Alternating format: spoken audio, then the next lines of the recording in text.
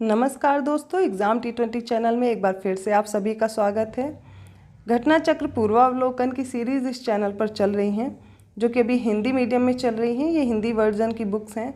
इसमें आप history, science, geography सारी क्लासेस देख रहे हैं और पॉलिटी की भी सीरीज़ चल रही है। तो आज मैं भारतीय राज्य व्यवस्था की सीरीज़ अगली लेकर के आई हूँ। नेक्स्ट क्लास है। पिछली बार जो हमने डिस्कस किया था उसका वीडियो आप चैनल पर जा कर के देख सकते हैं। यदि आप PCS का एग्ज़ाम देने जा रहे हैं, जो कि अभी 20 दिन बाद है, और RO का एग्ज़ाम देना है, तो आपको ये घटना चक्र सॉल्व करना बहुत ज़रूरी है। क्यों? क्योंकि यहाँ से प्रश्न पूछे ही जाते हैं। आप क्या करेंगे, मैक्सिमम क्वेश्चन यहाँ से हल कर पाएंगे, उनकी थ्योरी भी पढ़ पाएंगे और इससे जानकारी मिलती है कि कैसे प्रश्न आने वाले समय में इम्पोर्टेंट होंगे हमारे लिए। पिछले प्रश्नों से क्या पता चलता है कि प्रीवियस ईयर क्वेश्चन तो सारे इसी बुक से सॉल्व हो जाने हैं। यह बुक आप सभी के लिए बहुत इंपॉर्टेंट है। अगर आप PCS या RO का एग्ज़ाम देने जा रहे हैं तो ये बुक ज़रूर पढ़ करके जाएं। यहाँ से प्रश्न आने की संभावना रहती ही रहती है। यदि आपके पास बुक है तो आप बुक में अंडरलाइन कर सकते हैं, मेरे साथ पढ़ सकते हैं। बुक नहीं है तो भी कोई दिक्कत नहीं है, आप इस वीडियो के माध्यम से तैयार कर लेंगे और आपको बुक लेनी भी नहीं पड़ेगी। धीरे धीरे हम इसी तरह सारी बुक कंप्लीट कर लेंगे। आप इस चैनल से जुड़े रहिए, आपको सारी जानकारी मिलती रहेगी। आप चाहें तो वीडियो के नीचे कमेंट करके अपने सुझाव भी दे सकते हैं। तो चलिए बिना देरी के हम शुरुआत करते हैं। तो आज हम लोग सबसे पहले पढ़ने वाले हैं भारतीय संविधान के प्रमुख भाग। सारे भाग एक साथ हम लोग देख लेते हैं और इनसे संबंधित प्रश्नों को भी हम लोग सॉल्व करेंगे। भारतीय संविधान को क्रमांक अनुसार 22 भागों में विभाजित किया गया है। वर्तमान में गणना की दृष्टि से कुल 25 भाग हैं। भारतीय संविधान के प्रमुख भाग एवं संबंधित विषय इस प्रकार हैं। चलिए जल्दी से इनको लर्न कर लीजिए। जो पहला भाग है वो संघ और उसके राज्य क्षेत्र से संबंधित है।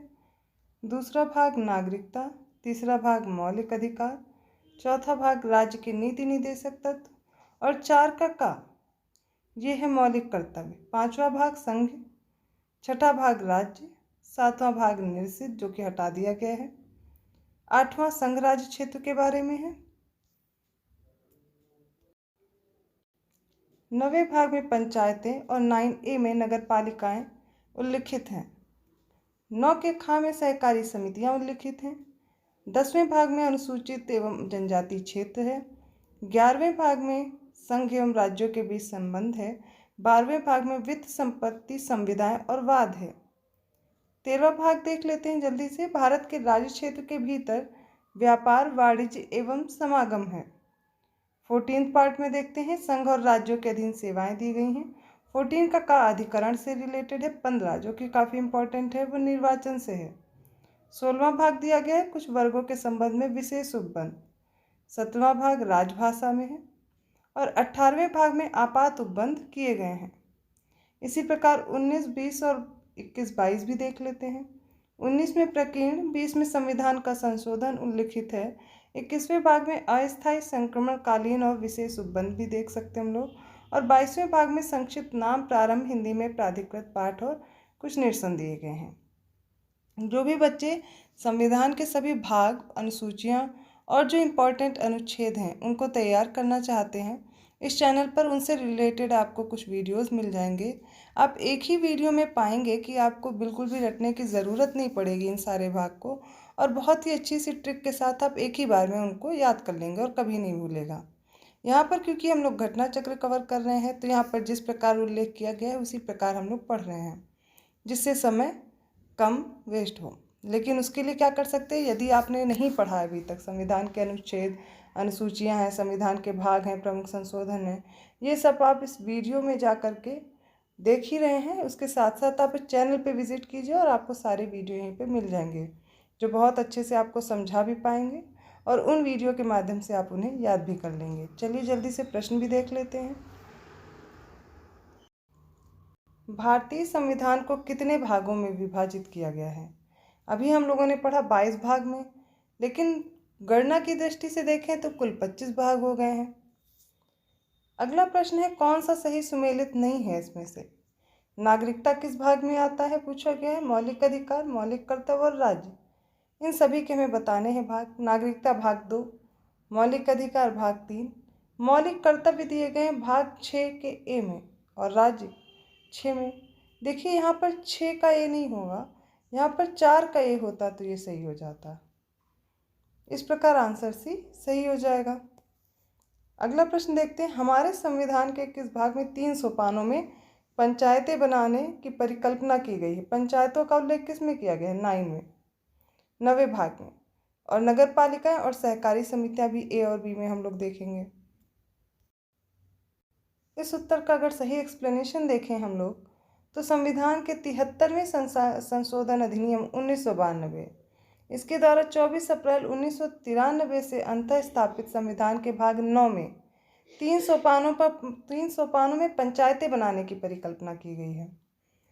अब इस भाग में अनुच्छेद 243 खा के खंड 1 में कहा गया है कि प्रत्येक राज्य में ग्राम, मध्यवर्ती और जिला स्तर पर इस भाग के उपबंधों के अनुसार पंचायतों का गठन किया जाएगा। तथापि इसी अनुच्छेद के खंड 2 के अनुसार मध्यवर्ती स्तर पर पंचायत का उस राज्य में गठन नहीं किया जा सकेगा जिसकी जनसंख्या क्या होगी? 20 लाख से अनधिक है। आगे प्रश्न देखते हैं। पूछा गया भारतीय संविधान का कौन सा भाग और अध्याय संघ और राज्यों के बीच विधायी संबंध के बारे में है? देखिए इसमें भाग 11 है और उसके अध्याय 1 में ऐसा दिया गया है।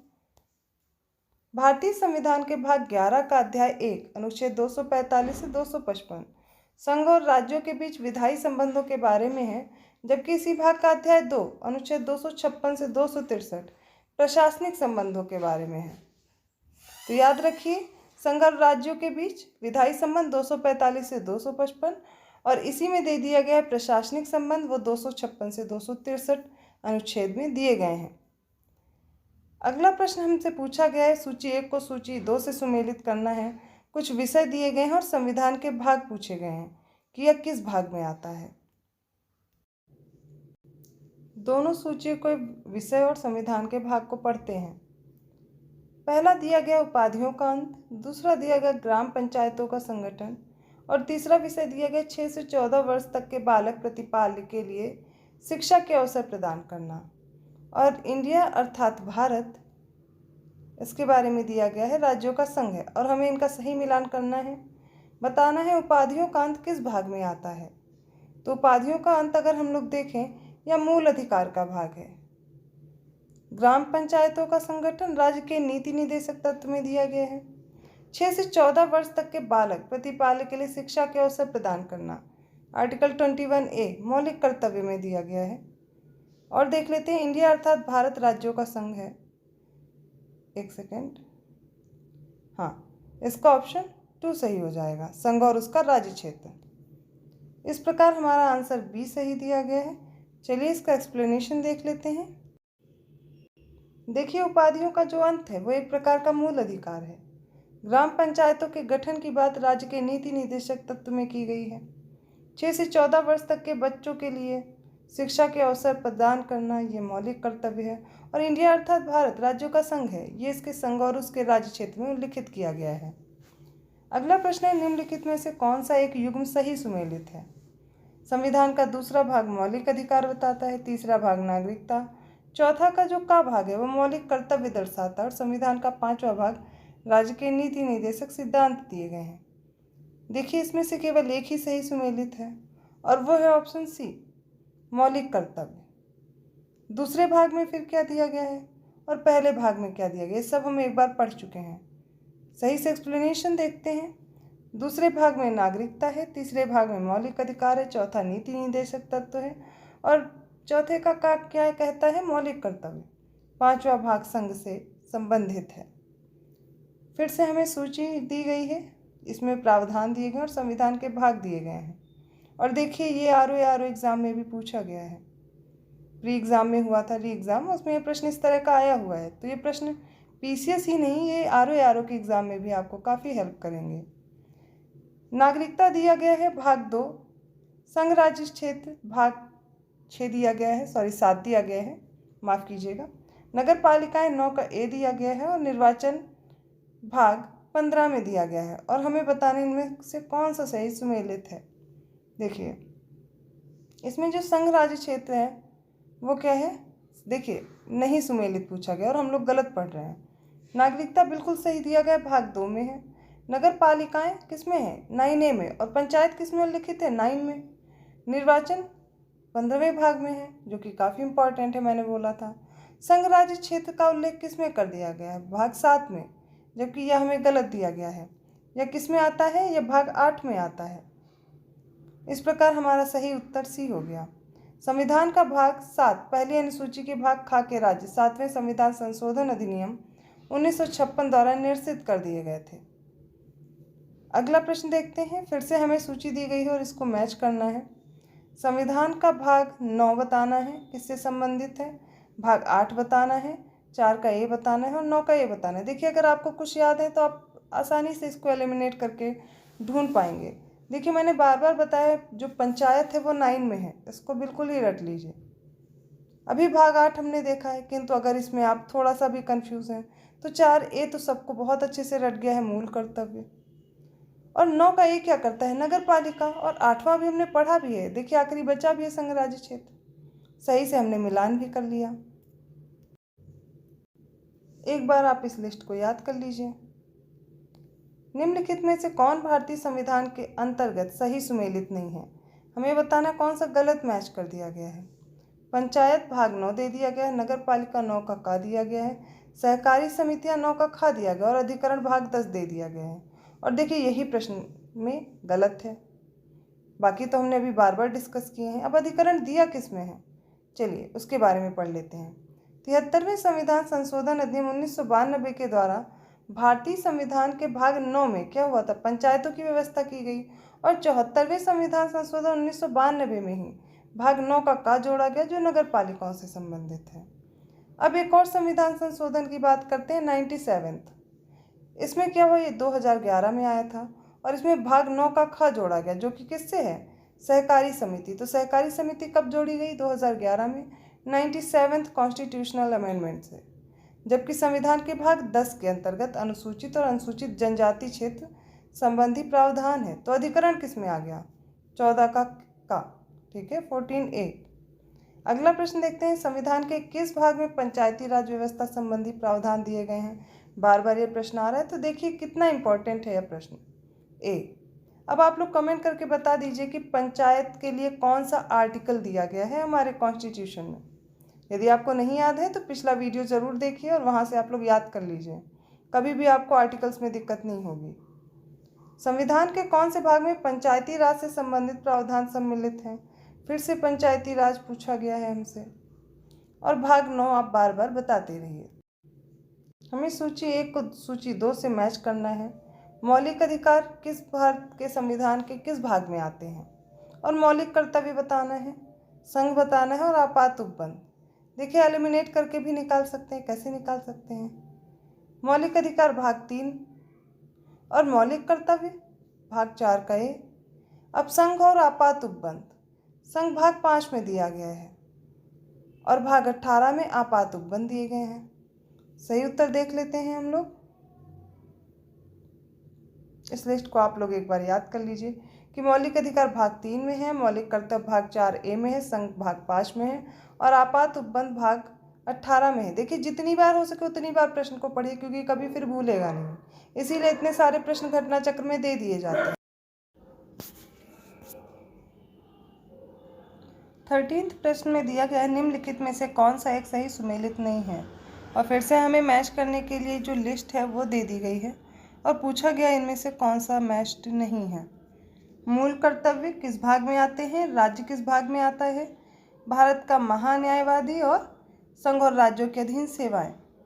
यहाँ पर देखिए, मूल कर्तव्य आपको याद हो चुके हैं, सही दिया गया, राज्य भी याद हो गया है, संघ और राज्यों के अधीन सेवाएं भी याद हो गई हैं, किंतु भारत का महान्यायवादी गलत दे दिया गया है। तो यह किस भाग में आता है? यह देख लीजिए, ये भाग 5 में आता है, जिसका अनुच्छेद 76 है। वो किससे रिलेटेड है? भारत के महान्यायवादी से। अगला देखते हैं।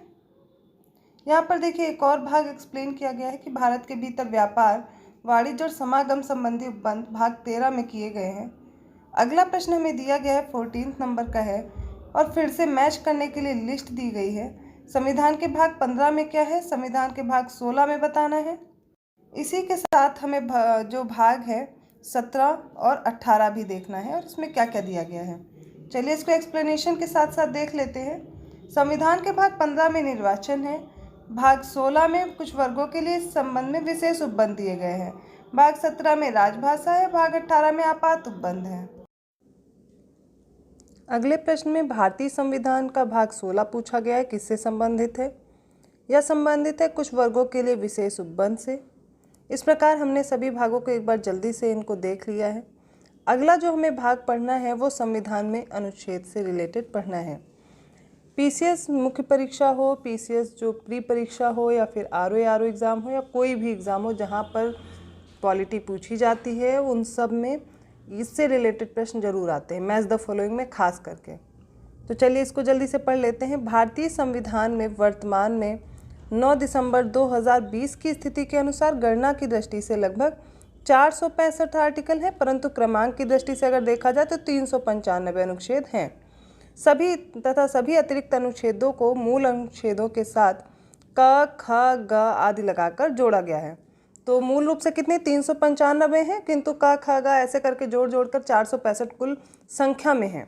इसी प्रकार गणना की दृष्टि से जो संविधान के भाग हैं वो 22 थे, लेकिन बढ़कर कितने हो गए, 25 हो गए थे।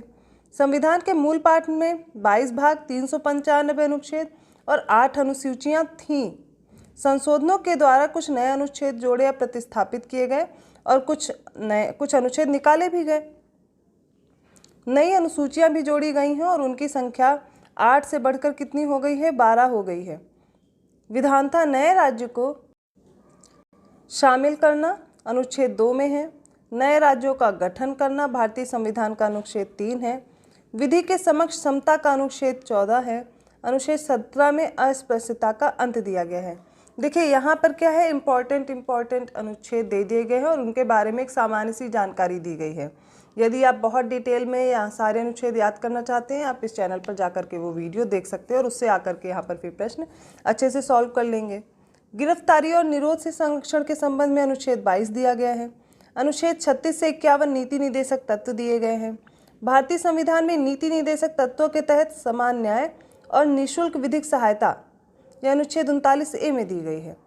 ग्राम पंचायतों का संगठन मोस्ट इम्पॉर्टेंट आर्टिकल 40 है। काम, शिक्षा और लोक सहायता पाने का जो अधिकार है वह अनुच्छेद 41 में दिया गया है। यह हमारा राज्य का नीति निर्देशक तत्व में दिया गया है। कार्य करने के लिए न्यायोचित और मानवीय दशाएं तथा प्रसूति सहायता अनुच्छेद 42 है इसके लिए। अनुच्छेद 44 में क्या दिया गया है, समान नागरिक संहिता तथा सहसोपूर्ण देखभाल के लिए और 6 वर्ष से कम आयु के बच्चों के लिए शिक्षा की व्यवस्था किसमें अनुच्छेद में दी गई है, 45। एक और हमारे मौलिक अधिकार में वर्णित है अनुच्छेद जिसको भी पढ़ना ज़रूरी है, वो 21 का है। उसमें भी दिया गया है 6 से 14 वर्ष के जो बच्चे हैं उनके लिए शिक्षा का अधिकार। जबकि कार्यपालिका से न्यायपालिका का जो पृथक्करण है वो 50 में है, 50-50 मतलब आधा आधा, ऐसे ही करके याद कर सकते हैं। अनुच्छेद 48 क्या कहता है, कृषि एवं पशुपालन के संगठन से यह संबंधित है। और अनुच्छेद 54 भारत के राष्ट्रपति के निर्वाचन को बताता है। अनुच्छेद 75 बताता है प्रधानमंत्री व मंत्रिपरिषद के गठन के बारे में। अनुच्छेद 76 भारत का महान्यायवादी पर है।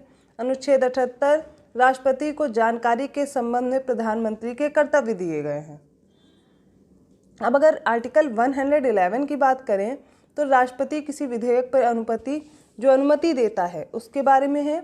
अनुच्छेद 117 में प्रावधान है कि अनुच्छेद 110(1) का के उल्लिखित कर संबंधी प्रावधान कर अधिरोपण करने वाला विधेयक या संशोधन राष्ट्रपति की सिफारिश से ही पुनः स्थापित या प्रस्तावित किया जाएगा, अन्यथा नहीं, और ऐसा उपबंध करने वाला विधेयक राज्यसभा में पुनः स्थापित नहीं किया जाएगा।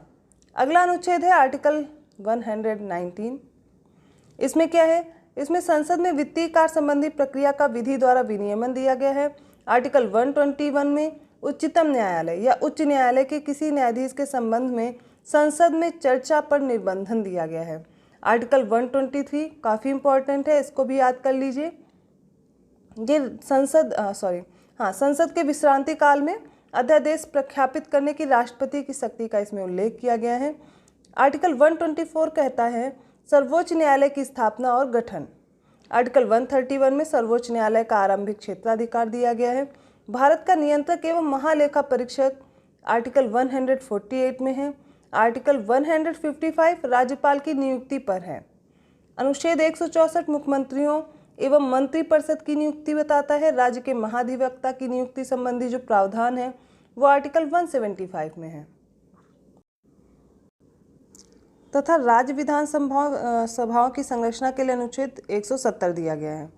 आर्टिकल 215 बताता है उच्च न्यायालय का अभिलेख न्यायालय होना। आर्टिकल 222 कहता है किसी न्यायाधीश का एक उच्च न्यायालय से दूसरे न्यायालय में अंतरण। अनुच्छेद 226 है विशेष रिट जारी करने की उच्च न्यायालय की शक्ति। आर्टिकल 227 भी याद कर लीजिए, सभी न्यायालयों के अधीक्षण की उच्च न्यायालय की शक्ति। आर्टिकल 245 संसद द्वारा और राज्य विधानमंडलों द्वारा बनाई गई विधियों का विस्तार या विधायी शक्तियों का वितरण। वित्त आयोग अनुच्छेद 280 में है। अखिल भारतीय सेवाएं 312 में दी गई हैं। संघ लोक सेवा अनुच्छेद संघ लोक सेवा आयोग है वो 315 अनुच्छेद में है।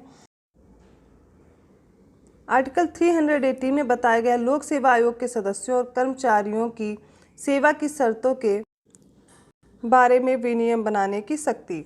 देखिए, मैं इस वीडियो के कमेंट में लिंक डाल दूंगी जो वीडियो आर्टिकल से रिलेटेड है। घटना चक्र क्या करती है, एक सार देती है जिसके तहत आप प्रश्नों को सॉल्व कर सके। तो इसमें बहुत ज़्यादा डिटेल में अगर जाएंगे तो वीडियो बहुत लंबा जाएगा और घटना चक्र हमें क्योंकि कवर करनी है तो आप वो वीडियो लिंक के थ्रू आप देख लीजिएगा, या फिर आप सर्च करके भी देख सकते हैं। इस चैनल पे आपको मिल जाएगा अनुच्छेद, सभी इंपॉर्टेंट अनुच्छेद एक ही वीडियो में है और संविधान के भाग और अनुसूची भी अलग से दी गई है। अनुच्छेद 320 लोक सेवा आयोगों के कार्यों पे है। अनुच्छेद 323 ए क्या बताता है, प्रशासनिक अधिकरण। आर्टिकल 324 में निर्वाचन आयोग के गठन का प्रावधान है। आर्टिकल 330 में लोकसभा में अनुसूचित जातियों व अनुसूचित जनजातियों के लिए स्थानों का आरक्षण है। आर्टिकल 332 राज्यों की विधानसभा में अनुसूचित जातियों और अनुसूचित जनजातियों के लिए स्थानों के आरक्षण से संबंधित है। आर्टिकल 351 क्या कहता है, इसमें हिंदी भाषा के विकास के लिए कुछ निर्देश दिए गए हैं। आर्टिकल 352 में आपात की उद्घोषणा की गई है। अब एक एक करके सारे आर्टिकल को जल्दी से देख लेते जो दिए गए हैं। आर्टिकल 1 है संघ का नाम और राज्य क्षेत्र। आर्टिकल 2 नए राज्यों का प्रवेश या स्थापना। आर्टिकल 3 नए राज्यों का निर्माण और वर्तमान राज्यों के क्षेत्रों की सीमाओं या नामों में परिवर्तन। ये भाग 1 में ही आते हैं। और भाग 2 में देखते हैं जो अनुच्छेद 5 है वो संविधान के प्रारंभ के समय नागरिकता के बारे में है। जो अनुच्छेद 14 है यहाँ से मूल अधिकार स्टार्ट होते हैं। तो विधि के समक्ष समता का जो समानता का अधिकार है वो आर्टिकल 14 कहता है। आर्टिकल 15 से देखते हैं धर्म, मूल वंश, जाति, लिंग या जन्म स्थान इनके आधार पर राज्य क्या करेगा, कोई भी विभेद नहीं करेगा। आर्टिकल 16 देखते हैं लोक नियोजन के विषयों में अवसर की समानता। आर्टिकल 17 में अस्पृश्यता का अंत किया गया है। आर्टिकल 18 कहता है उपाधियों का अंत होगा। और आर्टिकल 19 में वाक स्वातंत्र्य आदि विषय कुछ अधिकारों का संरक्षण। आर्टिकल 20 भी देखते हैं। आर्टिकल 20 में कहा गया है अपराधों के लिए दोष सिद्धि के संबंध में संरक्षण। आर्टिकल 21 कहता है प्राण और दैहिक स्वतंत्रता का संरक्षण। अनुच्छेद 21 का में दिया गया 6 से 14 वर्ष तक के सभी बच्चों को निःशुल्क और अनिवार्य शिक्षा का अधिकार दिया जाएगा। आर्टिकल 22 कहता है कुछ दशाओं में गिरफ्तारी और निरोध में से संरक्षण मिलेगा। आर्टिकल 23 में मानव दुर्व्यापार एवं बालाश्रम का प्रतिषेध किया गया है। और आर्टिकल 24 में जो कारखाने हैं इनमें बालकों के नियोजन का प्रतिषेध किया गया है। आर्टिकल 25 देख लेते हैं। आर्टिकल 25 के अनुसार अंतःकरण की और धर्म के अबाध रूप से मान्य आचरण और प्रचार करने की स्वतंत्रता है। अनुच्छेद 29 में अल्पसंख्यक वर्गों के हितों का संरक्षण है। आर्टिकल 32 संवैधानिक उपचारों का अधिकार है, ये मोस्ट इम्पॉर्टेंट है। अनुच्छेद 39 में राज्य द्वारा अनुसरणीय कुछ नीति तत्व दिए गए हैं। अनुच्छेद 39 का में समान न्याय तथा निःशुल्क विधिक सहायता का प्रावधान है। और अभी मैंने बोला था आर्टिकल 40 बहुत इंपॉर्टेंट है, याद कर लीजिए, ग्राम पंचायत की स्थापना से रिलेटेड है। आर्टिकल 41 क्या कहता है, कुछ दशाओं में काम, शिक्षा और लोक सहायता पाने का अधिकार है। अनुच्छेद 43 का खा कहता है सहकारी समितियों का संवर्धन। और आर्टिकल 44 रिलेटेड है यूनिफॉर्म सिविल कोड यूसीसी, नागरिकों के लिए एक समान सिविल संहिता। बाकी के आर्टिकल भी देख लेते हैं। अनुच्छेद 45 6 वर्ष से कम आयु के बच्चों की बाल्यावस्था की देखभाल और शिक्षा के लिए प्रावधान। अनुच्छेद 48 का कहता है पर्यावरण का संरक्षण और संवर्धन तथा वन्य जीवों की रक्षा। अनुच्छेद 50 में क्या दिया गया है? कार्यपालिका से न्यायपालिका का पृथक्करण। 51 में अंतर्राष्ट्रीय शांति और सुरक्षा की अभिवृद्धि। 51 का मूल कर्तव्य। टोटल अब कितने हैं? इनकी संख्या आप लोग कमेंट करके मुझे बताइए। अनुच्छेद 52 में भारत के राष्ट्रपति का उल्लेख है। अनुच्छेद 55 से देख लेते हैं, राष्ट्रपति के निर्वाचन की पद्धति दी गई है। 57 में पुनर्निर्वाचन के लिए पात्रता दी गई है। 58 में राष्ट्रपति पद की योग्यता है। 60 में राष्ट्रपति द्वारा शपथ प्रतिज्ञान दिया गया है। अनुच्छेद 61 राष्ट्रपति पर चलाई जाने वाली महाभियोग प्रक्रिया याद कर लीजिए। अनुच्छेद 66 उपराष्ट्रपति का निर्वाचन बताता है। आर्टिकल 70 क्या बता रहा है? अन्य आकस्मिकताओं में राष्ट्रपति के कृत्यों का निर्वहन। आर्टिकल 72 इम्पॉर्टेंट है ये भी। क्षमा आदि के कुछ मामलों में दंडादेश के निलंबन, परिहार या लघुकरण की जो राष्ट्रपति की शक्ति है। आर्टिकल 73 में संघ की कार्यपालिका शक्ति का विस्तार दिया गया है। आर्टिकल 74 में राष्ट्रपति को सहायता और सलाह देने के लिए मंत्रिपरिषद दी गई है। 75(1) प्रधानमंत्री की नियुक्ति राष्ट्रपति करेगा और अन्य मंत्रियों की नियुक्ति राष्ट्रपति क्या करेगा? प्रधानमंत्री की सलाह पर करेगा। किस आर्टिकल में है? 75 का 1। 76 में भारत का महान्यायवादी दिया गया है। ये भी आर्टिकल बहुत इंपॉर्टेंट है। आर्टिकल 79 देखते हैं। संसद के गठन का प्रावधान। 80 राज्यसभा की संरचना। 81 लोकसभा। अब 81 के ए में राज्यसभा एक स्थायी सदन होगा। 84 बताता है संसद की सदस्यता के लिए अर्हता क्या होगी और 85 बताता है संसद के सत्र, सत्रावसान और विघटन के बारे में। अब सीधे आ जाते हैं आर्टिकल नंबर 100। देखिए यहाँ पे सारे सिर्फ इंपॉर्टेंट ही आर्टिकल दिए गए हैं, किंतु जो प्रश्न जो भी पूछे गए हैं पिछले वर्ष के वो सारे शामिल किए गए हैं। लोकसभा अध्यक्ष द्वारा अपने निर्णायक मत का प्रयोग करना जब ऐसी स्थिति होगी कि पक्ष एवं विपक्ष के मत क्या हो जाए, जब बराबर हो जाए, टाई होगा, तब क्या होगा? लोकसभा का जो अध्यक्ष है वो अपना निर्णायक मत दे सकता है। अनुच्छेद 108 कहता है कुछ दशाओं में दोनों सदनों की संयुक्त बैठक। 108। 109 में धन विधेयक के संबंध में विशेष प्रक्रिया। 110 धन विधेयक की परिभाषा और 112 वार्षिक वित्तीय विवरण। बजट शब्द का कहीं भी प्रयोग नहीं किया गया। क्या दिया गया है? वार्षिक वित्तीय विवरण। आर्टिकल 117 वित्त विधेयकों के बारे में विशेष उपबंध। आर्टिकल 122 न्यायालयों द्वारा संसद की कार्यवाहियों की जांच न किया जाना। आर्टिकल 123 में क्या दिया गया है? ये भी इम्पोर्टेंट है। संसद के विश्रांति काल में अध्यादेश प्रख्यापित करने की राष्ट्रपति की शक्ति। अभी हम लोग पढ़ चुके हैं इसको। बचे हुए आर्टिकल भी देखते हैं। अनुच्छेद 124 उच्चतम न्यायालय की स्थापना और गठन। 129 उच्चतम न्यायालय का अभिलेख न्यायालय होना। 137 उच्चतम न्यायालय की पुनर्विलोकन की जो शक्ति है, रिव्यू करने की है वो। 143 उच्चतम न्यायालय से परामर्श करने की राष्ट्रपति की जो शक्ति वो 143 में है। 148 से देखते हैं भारत का नियंत्रक एवं महालेखा परीक्षक। 155 राज्यपाल की नियुक्ति। 161 क्षमा आदि की कुछ मामलों में दंडादेश के निलंबन, परिहार या लघुकरण की जो राज्यपाल की शक्ति है। आर्टिकल 162 कहता है राज्य की कार्यपालिका शक्ति का विस्तार। 164 का 1 बोलता है कि राज्यपाल द्वारा मुख्यमंत्री की नियुक्ति और मुख्यमंत्री की सलाह पर ही अन्य मंत्रियों की नियुक्ति की जाएगी, जिस प्रकार राष्ट्रपति करते हैं प्रधानमंत्री की सलाह पर। ऐसे ही आर्टिकल 165 है राज्य का महाधिवक्ता के बारे में। आर्टिकल 169 है राज्यों में विधान परिषदों का उत्साधन या सृजन। आर्टिकल 174 में है राज्यपाल द्वारा राज्य विधानमंडल के समय समय पर सत्र बुलाने, उसका सत्रावसान करने तथा विधानसभा को विघटित करने का अधिकार। आर्टिकल 200 देखते हैं जल्दी से। 200 में बोला गया राज्यपाल द्वारा विधेयकों पर अनुमति देना या ना देना। बाद में क्या करना है? ये भी हो सकता है कि वो राष्ट्रपति के विचार के लिए आरक्षित कर ले। आर्टिकल 201 इसमें दिया गया राष्ट्रपति के विचार के लिए जो आरक्षित विधेयक हैं। आर्टिकल 213 विधानमंडल के विश्रांति काल में राज्यपाल के अध्यादेश जारी करने की शक्ति, जैसे कि 123 में दी गई थी राष्ट्रपति की शक्ति, इसी प्रकार राज्यपाल की भी है 213 में। दोनों आर्टिकल रट लीजिए। आर्टिकल 214 क्या कह रहा है? राज्यों के लिए उच्च न्यायालय। और आर्टिकल 215 में उच्च न्यायालयों का अभिलेख न्यायालय होना। आर्टिकल 216 में उच्च न्यायालयों का गठन बताया गया। 217 में उच्च न्यायालय के न्यायाधीश की नियुक्ति और उसके पद के लिए शर्तें। आर्टिकल 219 उच्च न्यायालय के न्यायाधीशों द्वारा शपथ या प्रतिज्ञान। आर्टिकल 226 उच्च न्यायालय की रिटें, जो रिट निकालने की शक्ति है वो आर्टिकल 226 में दी गई है। अगला देख लेते हैं आर्टिकल 231 2 या 2 से अधिक जो राज्य हैं उनके लिए एक ही उच्च न्यायालय की स्थापना का प्रावधान है। 233 जिला न्यायाधीशों की नियुक्ति और 239 संघ राज्य क्षेत्रों का प्रशासन। आर्टिकल 239 का में दिया गया दिल्ली के संबंध में विशेष उपबंध। आर्टिकल 241 में संघ राज्य क्षेत्रों के लिए उच्च न्यायालय। 243 का ग्राम सभा से। 243 का पंचायतों का गठन है।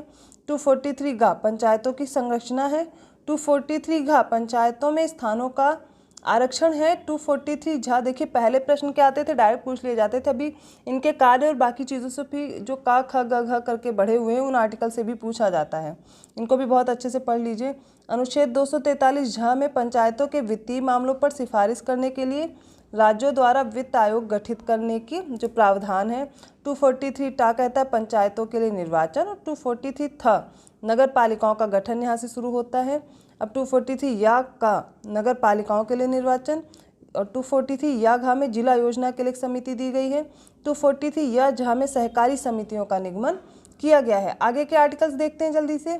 आर्टिकल 249 में राज्य सूची के विषय के संबंध में राष्ट्रीय हित में विधि बनाने की संसद की शक्ति दी गई है। 253 में अंतर्राष्ट्रीय करारों को प्रभावी करने का प्रावधान है। 262 में कह रहे हैं अंतर्राज्यिक नदियों या नदी दूनों के जल संबंधी जो विवाद का न्याय निर्णयन है वो आर्टिकल 262 में उल्लेख किया गया है।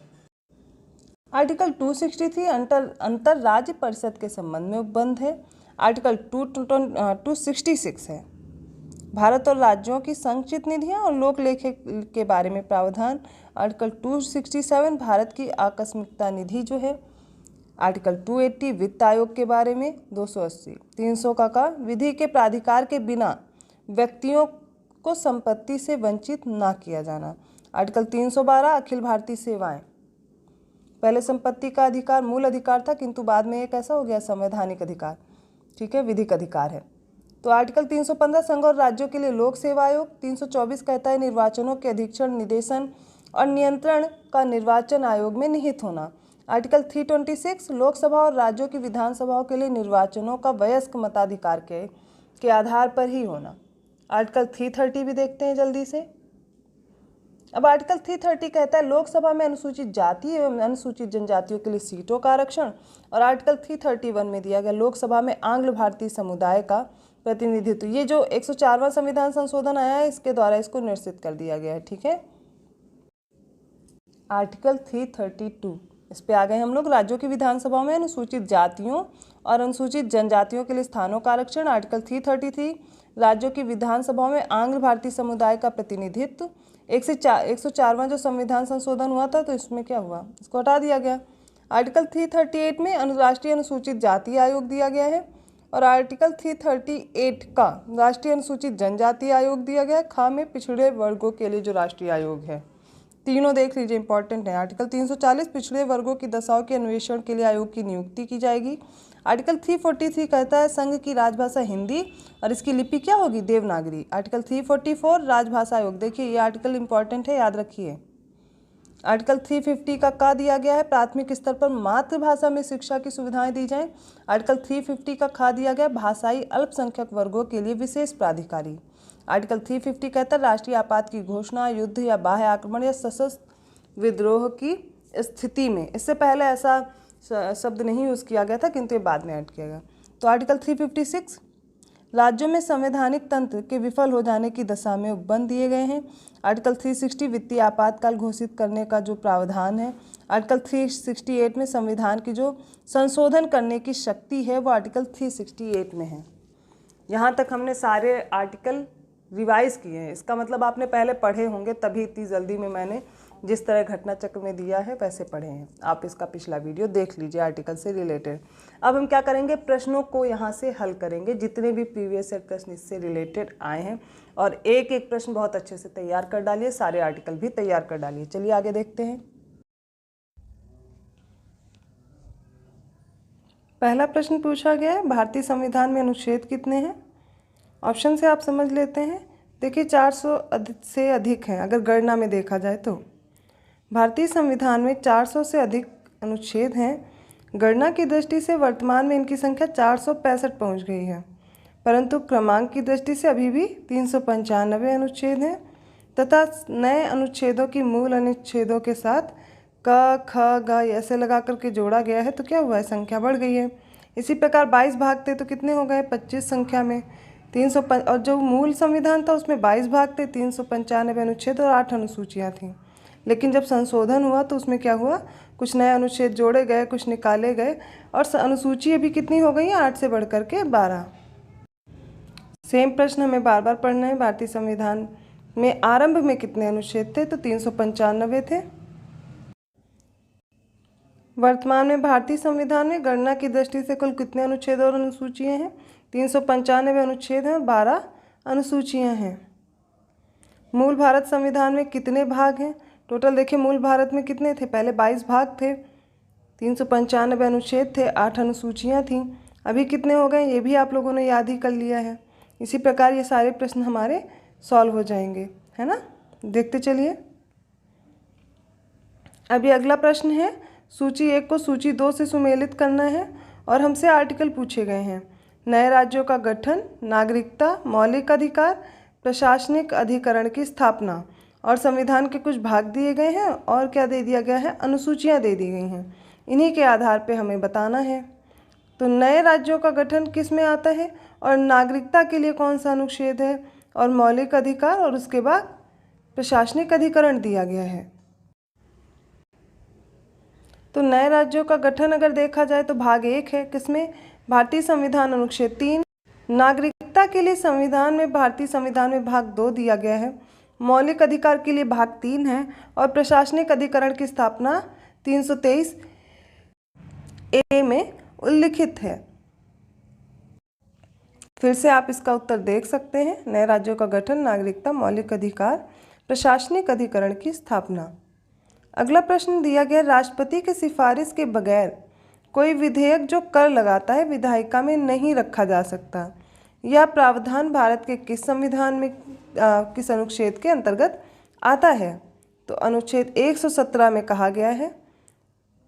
देख लीजिए, अनुच्छेद 117 में प्रावधान है कि अनुच्छेद 110(1) का उपखंड जो का है, इससे चा में यहाँ से चा तक जो उल्लिखित है संबंधी प्रावधान है, अर्थात कर अधिरोपण करने वाला विधेयक या संशोधन राष्ट्रपति की सिफारिश से ही पूरा स्थापित या प्रस्तावित किया जाएगा, अन्यथा नहीं तो ऐसा उपबंध करने वाला विधेयक राज्यसभा में पूरा स्थापित नहीं किया जाएगा।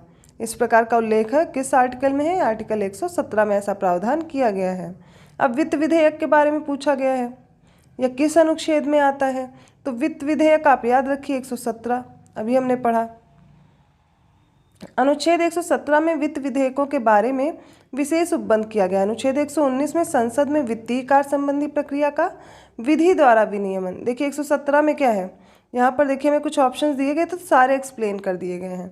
117, 119, 121 और 123, इनमें सब में क्या दिया गया है, तो आर्टिकल जो 117 है वो वित्त विधेयक के संबंध में है। 19 में क्या है, 119 में संसद में वित्तीय कार्य संबंधी प्रक्रिया का विधि द्वारा विनियमन। अनुच्छेद 121 क्या कहता है, उच्चतम न्यायालय या उच्च न्यायालय के किसी न्यायाधीश द्वारा कर्तव्यों के निर्वहन में किए गए किसी आचरण के संबंध में संसद पर चर्चा क्या है, निर्बंधन उसका दिया गया है। यह किसमें, आर्टिकल 121 के तहत। आर्टिकल 123 मोस्ट इम्पॉर्टेंट, इसमें क्या दिया गया है, संसद के विश्रांति काल में अध्यादेश प्रख्यापित करने की जो राष्ट्रपति की शक्ति है, इसका उल्लेख इस आर्टिकल में किया गया है। जो प्रश्न हमारे एग्जाम में बार बार पूछे जाते हैं, ध्यान दीजिए, उनको जितना ज़्यादा हो सके उतनी बार पढ़ लीजिए, क्योंकि तुरंत रटने से तो याद नहीं होता है। जितने ज़्यादा प्रश्न होंगे उतने ही ज़्यादा फायदा आपको मिलने वाला है कि आपके दिमाग में वो चीज़ें बसती चली जाएंगी, मतलब आपको याद रह जाएगा, वहाँ पेपर देख कर भी याद आएगा। भारतीय संविधान के किस अनुच्छेद के अंतर्गत अखिल भारतीय सेवाओं का प्रावधान किया गया है, आर्टिकल 312 में अखिल भारतीय सेवाओं का। तो 310, 311 और हमें 313 भी देखना, इसमें क्या दिया गया है। सबसे पहले 312 देख लेते हैं। इसके तहत अखिल भारतीय सेवाओं का प्रावधान किया गया है। इस अनुच्छेद के अनुसार यदि राज्यसभा ने उपस्थित और मत देने वाले सदस्यों को कम से कम 2/3 बहुमत से समर्थित संकल्प से यह घोषित किया है कि राष्ट्रीय हित में ऐसा करना आवश्यक है, तो संसद विधि द्वारा अखिल भारतीय सेवाओं के सृजन हेतु बंद कर सकती है, आर्टिकल 312। बाकी के आर्टिकल अभी आगे आते जाएंगे और हम लोग पढ़ते चले जाएंगे। अब दिया गया है इसमें से कुछ संविधान के अनुच्छेद दिए गए हैं और संस्था दी गई है और बताना है किस आर्टिकल से रिलेटेड है, कौन सा सही सुमेलित है। अब यहाँ पर दिया गया भारत का सर्वोच्च न्यायालय क्या 318 में है, भारत का निर्वाचन आयोग 324 के तहत, संघीय लोक सेवा आयोग 332 महाधिवक्ता 351। देखिए जब आर्टिकल याद हो जाएंगे तभी हम लोग इसको मैच कर पाएंगे। यहाँ तो आंसर देख के बता लेंगे, लेकिन बार बार जब आंसर देख के कर रहे हैं ना तो वो चीज़ें याद रह जाएंगी। तो यहाँ पर सबसे सही दिया गया है भारत का निर्वाचन आयोग, जो कि क्या दिया गया 324। बाकी के देख लेते हैं। भारतीय संविधान के अनुच्छेद 334 में 24 में क्या है, निर्वाचन आयोग का गठन। निर्वाचन आयोग का गठन मुख्य निर्वाचन आयुक्त तथा ऐसे अन्य निर्वाचन आयुक्तों से किया जाता है जिनकी संख्या समय समय पर राष्ट्रपति द्वारा नियत की जाती है। अगला अनुच्छेद है 124, इसमें सर्वोच्च न्यायालय के गठन का प्रावधान है, जबकि अनुच्छेद 318 में लोक सेवा आयोग के सदस्यों और कर्मचारियों की सेवा की शर्तों के बारे में विनियमन बनाने की शक्ति निहित है। संघ और राज्यों के लिए लोक सेवा आयोग का प्रावधान किस आर्टिकल में है, 315, संघ और राज्यों के लिए लोक सेवा आयोग। जबकि आर्टिकल 332 क्या कहता है, राज्यों की विधानसभाओं में अनुसूचित जातियों और अनुसूचित जनजातियों के लिए स्थानों का आरक्षण किसमें है, 332 में। एससी और एसटीज के लिए जो आरक्षण है वो किसमें है, आर्टिकल 332। आर्टिकल 315 संघ और राज्यों के लिए लोक सेवा आयोग। और आर्टिकल 165 में क्या है, राज्य के महाधिवक्ता की नियुक्ति के संबंध में। आर्टिकल 165 राज्य के महाधिवक्ता की नियुक्ति। जबकि आर्टिकल 351 कहता है कि हिंदी भाषा के विकास के लिए जो निर्देश हैं, आर्टिकल 351। देखिए बार बार रिपीट कीजिए, पढ़ते चलिए, बार बार रिवाइज कीजिए, याद हो जाएगा। अगला प्रश्न भी ऐसे ही दिया गया है और इस बार पूछा गया कौन सा सुमेलित नहीं है। ठीक है, अनुच्छेद 39A में दिया गया समान न्याय एवं निःशुल्क विधिक सहायता। आर्टिकल 40 कहता है ग्राम पंचायतों का संगठन। आर्टिकल 44 कहता है समान नागरिक संहिता। और आर्टिकल 48 दिया गया है न्यायपालिका का कार्यपालिका से पृथककरण। बताइए कौन सा सही है, सही नहीं है। देखिए पहला, दूसरा, तीसरा सही दिया गया है। यहाँ पे देखिए याद करने के लिए मैंने बताया था कि ग्राम पंचायत तो मोस्ट इंपॉर्टेंट, याद कर लीजिए। और समान नागरिक संहिता, यूनिफॉर्म सिविल कोड, इसके लिए देखिए दोनों नंबर सेम सेम है, क्योंकि सेम, आप कुछ भी ट्रिक बना के याद कीजिए। और न्यायपालिका और कार्यपालिका का पृथक्करण मैंने कहा था 50-50 कर दो, आधा आधा। तो आर्टिकल कौन सा हो गया, 50। इस तरीके से हम लोगों ने कुछ आर्टिकल याद किए थे। तो सही उत्तर क्या हो गया, डी। भारतीय संविधान में नीति निर्देशक तत्वों के सहित समान न्याय और निःशुल्क विधिक सहायता अनुच्छेद 39A में है। ग्राम पंचायतों का संगठन अनुच्छेद 40 में तथा समान नागरिक संहिता अनुच्छेद 44 में वर्णित है। जबकि कार्यपालिका से न्यायपालिका का जो पृथक्करण है, सेपरेशन है, वो 48 नहीं है, किसमें है, 50 है। तो 48 में क्या है, कृषि एवं पशुपालन के संगठन से संबंधित है। अगला प्रश्न दिया गया सूची 1 को सूची 2 से सुमेलित करना है।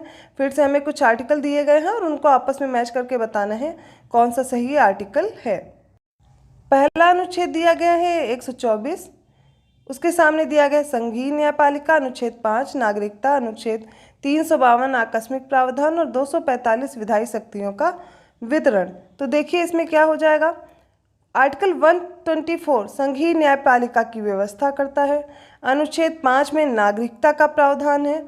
आर्टिकल 352 आकस्मिक प्रावधान है और 245 विधायी शक्तियों का वितरण करता है। याद रहेगा। फिर से देख लेते हैं, आर्टिकल 5 क्या कहता है, संविधान के प्रारंभ के समय जो नागरिकता थी। आर्टिकल 124 उच्चतम न्यायालय की स्थापना और गठन। तो 245 को याद कर लेते, संसद द्वारा राज्य और विधानमंडलों द्वारा बनाई गई विधियों का विस्तार, विधायी शक्तियों का जो वितरण बोलते हैं।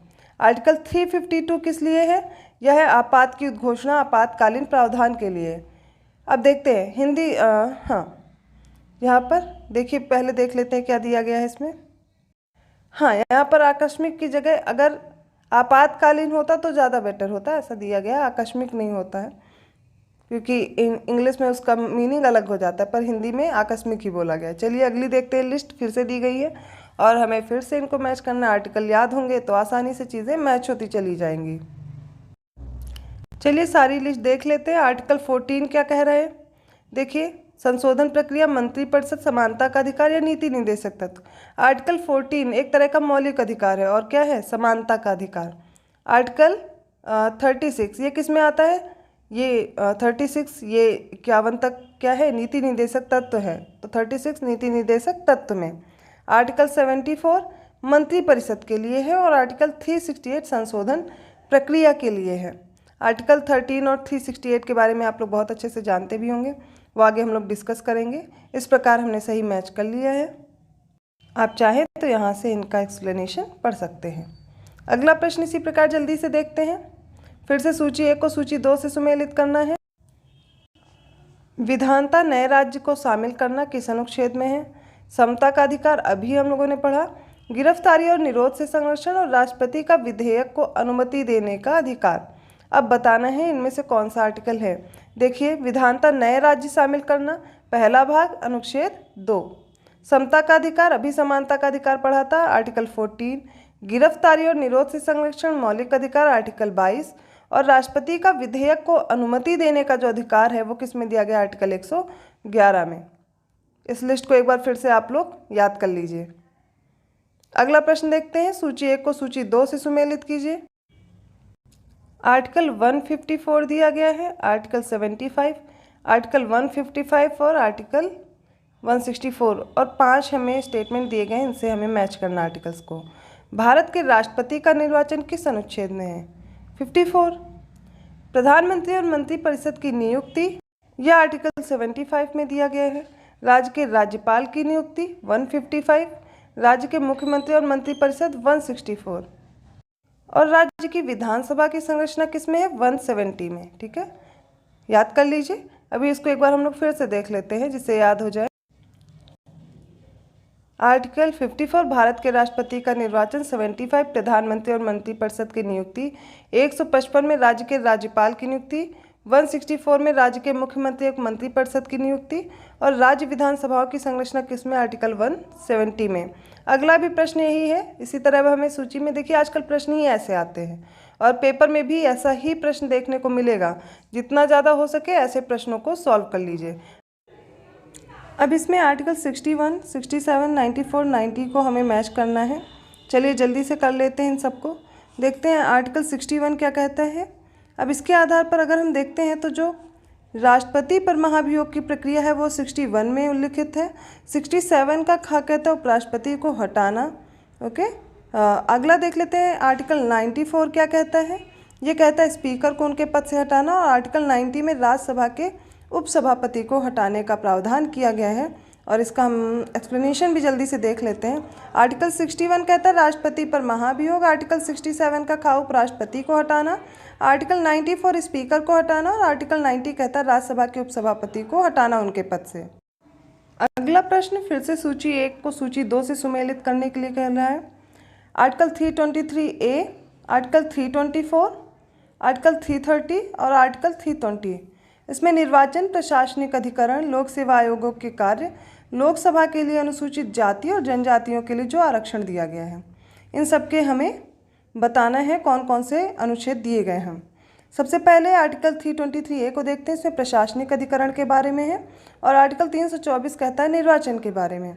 330 में देखेंगे लोकसभा के लिए क्या है, अनुसूचित जाति व जनजातियों के लिए जो आरक्षण है।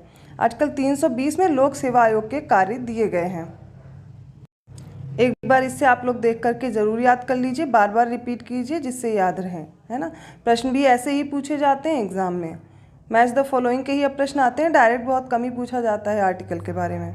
अगला प्रश्न देखते हैं। फिर से सूची 1 को सूची 2 से हमें सम्मिलित करना है, आर्टिकल्स देखने हैं। संवैधानिक संशोधन, वित्त आयोग, वित्तीय आपात और अखिल भारतीय सेवाओं को हमें आर्टिकल इनके बताने हैं। याद होगा तभी कर पाएंगे। तो पहला तो देखिए सभी की जुबान पे रटा हुआ है संवैधानिक संशोधन, आर्टिकल 368 सबको ही याद होगा, है ना।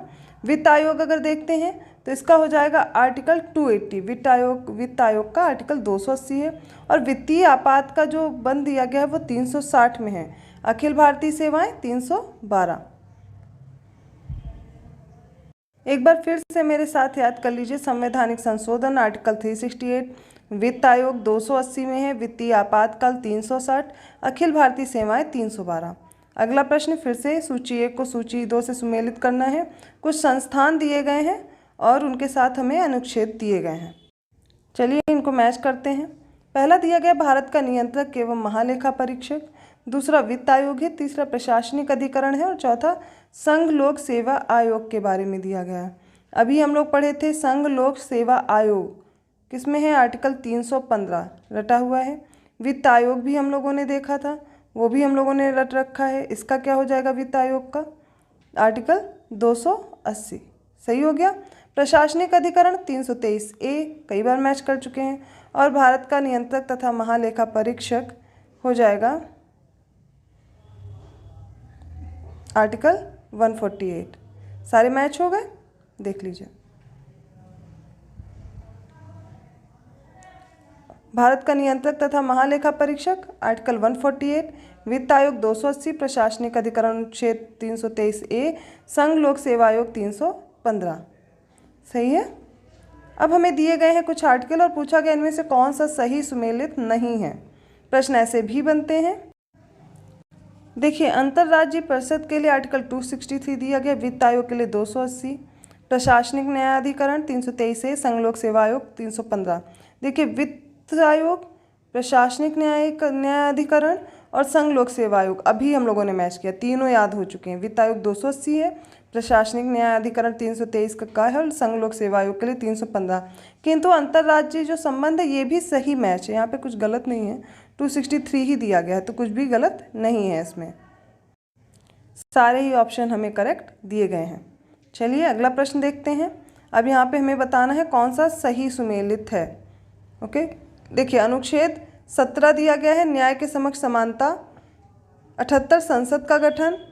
192 संसद सदस्यों के लिए वेतन और भत्ते। आर्टिकल 352 आपात की घोषणा। अब इनमें से बताना है कौन सा सही आर्टिकल है।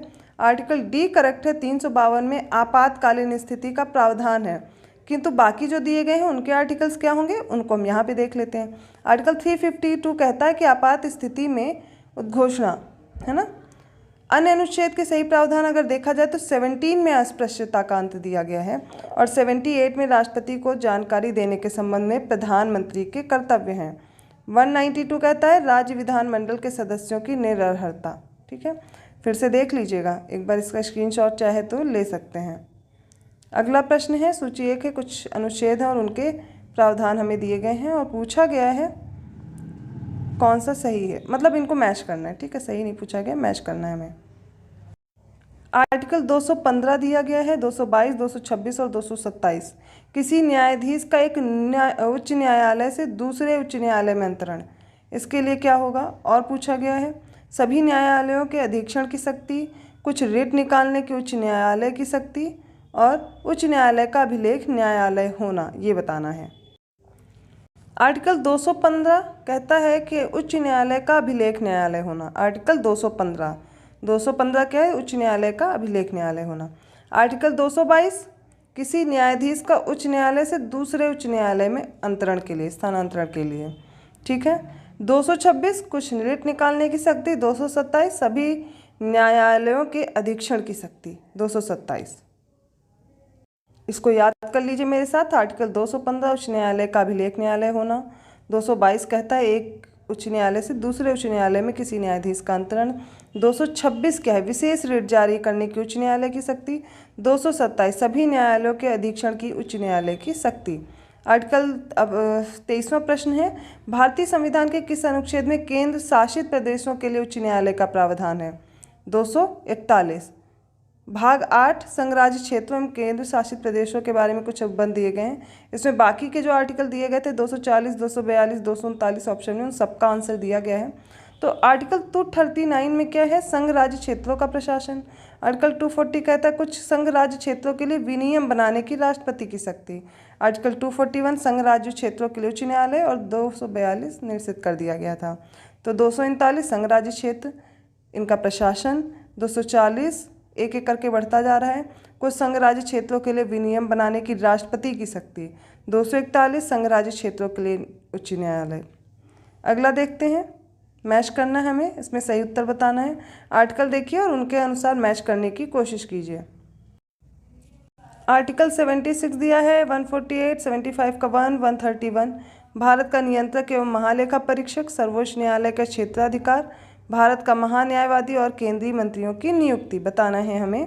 चलिए जल्दी से मैच करते हैं। आर्टिकल 76 में भारत का महान्यायवादी दिया गया है। आर्टिकल 148 भारत का नियंत्रक एवं महालेखा परीक्षक, ओके।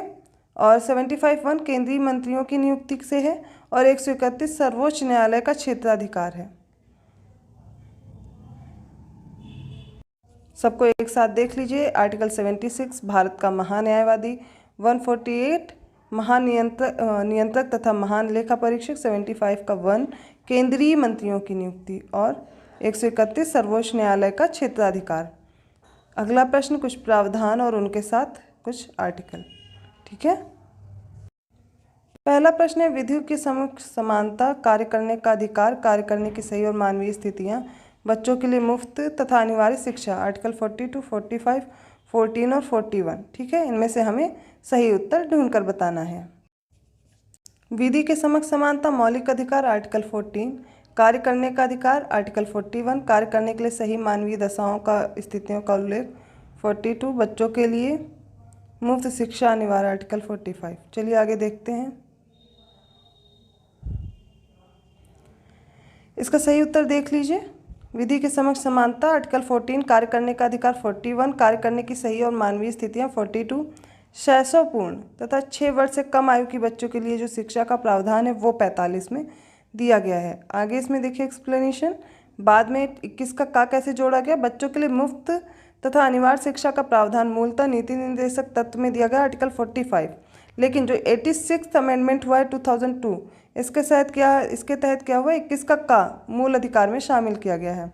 इसके साथ साथ अनुच्छेद 45 में इसके स्थान पर शैशवपूर्व देखभाल है तथा 6 वर्ष से कम आयु के बच्चों की शिक्षा का प्रावधान है, किंतु जो आर्टिकल 21A है इसमें 6 से 14 वर्ष के बच्चे हैं उनके लिए शिक्षा का प्रावधान किया गया है। अब यहाँ पे कुछ अनुच्छेद दिए गए हैं और उनसे संबंधित राज्य पूछा गया है।